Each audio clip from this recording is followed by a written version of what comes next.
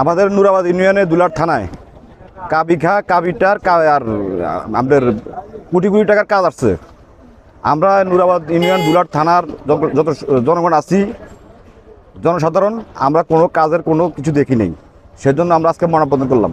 জুলাই 5 আগস্টের পরে চরপেশন দুলারহাট থানার নুরাবাদ ইউনিয়নের পরিষদের লক্ষ লক্ষ টাকার কাজ আসছে।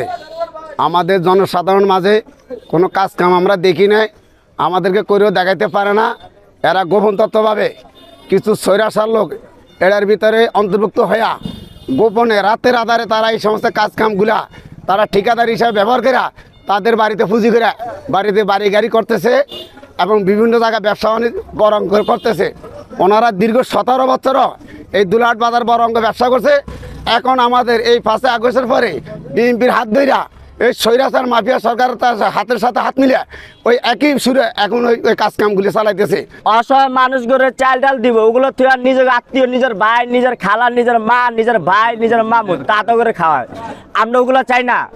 আমরা চাই যারা অসহায় আছে, গরিব আছে, তাতে ঘরে যান পুচা দো। বড় বড় নেতারা আপনার ভালো করে আকর্ষণ করে দেখবেন দুলাট বাজারে কি কি কাম হয়েছে, তার কথা প্রমাণ লন, তথ্য লন, যদি দেখাতে পারে আমরা ওগুলোই মাইনা লুম।